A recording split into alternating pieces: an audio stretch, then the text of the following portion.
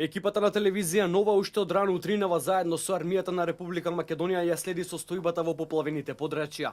Припадниците на македонската војска од утро до мрак до половина во кал и ѓубре со лопати, рачни колички и пумпи за вода се меѓу најпогодените од страшното невреме и се санираат штетите.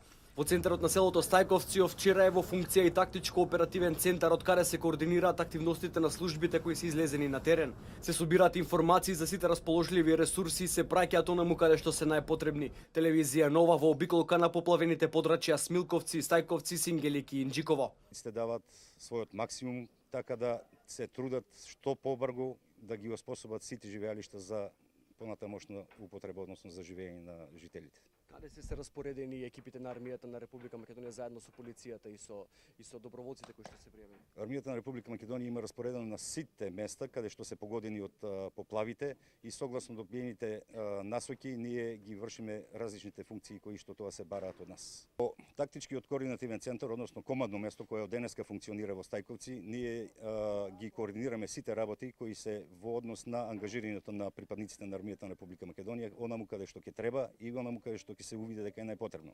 Така да и тоа место ќе го посетиме, денеска сами ќе увидиме што тие денеска работат и на кои места ги ангажираат припадниците. Меѓу останатото денеска ние од страна на војната полиција почнуваме и во регулација на сообраќајот со цел полесно одвивање на останатите работи кои треба да бидат од страна на механизацијата и сите субјекти што се вклучени во расчистување на санирање на последиците. Скопскиот кризен регион е поделен во 4 реони, почнувајќи од Стајковци, вториот е на потегот Ченто Арачиново, третиот е селото Црешово и четвртиот е во Инџиково. Армијата на Република Македонија преку тактичкиот оперативен центар и воедно координативен центар врши собирање на сите расположливи ресурси, информации за сите расположливи ресурси кои што во моментот се на теренот.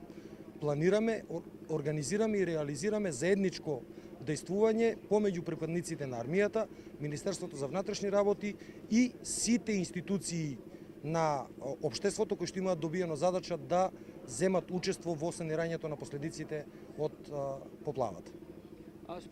Според информациите од координативниот центар во село Стајковци, каде се ангажирани преку 100 пумпи за вода, велат дека за 10 часа досега се испумпани околу 5000 кубни метри вода.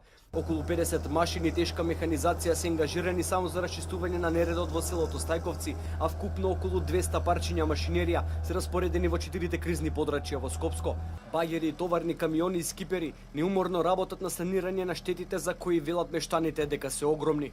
Водата кога дојде ноќта, тука ние сите беме овдека на тараса качени горе и нема спас. Доле да се симнеме ќе не носи вода. Не може никаде, ништо не може да спасиме. Када почна да врне, што да правим? Одеднаш на вратата стоим, када почна да бура, само вако малку го отвори, кад ме јурна намо, ја брго, удара, ветрот удара. Ја удара, ветрот удара, некако го заклучи, отидо апчина, зиме ми побаѓава јапчино вода, се качи горе и све се напуни цела куќа. И они целата ноќ се вуја, викам, нема да довоѓате, голема сила, голема бура, викам, коли е заглавени. На таму, тоа кога најдоде водата, пукна, таму проби прво. И се искочи, ја што е работа. Кога дојдаме овде, вода, рика овдека. И у куќа влезе вода, позади куќа, пред куќа, овде се беше рш. Овде од фолии, најлони, цевки, црева, се испомешано на двора. Едва очистено. Сега чекаме скипче да дојде да товараме ова камион ѓубре.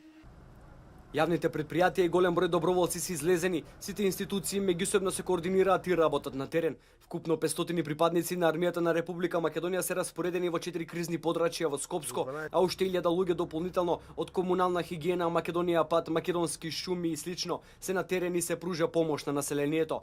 И Црвениот крст со камиони и пакети со храна, вода и кевиња се меѓу населението и се распределуваат на сите куќи кои се поплавени во страшното невреме.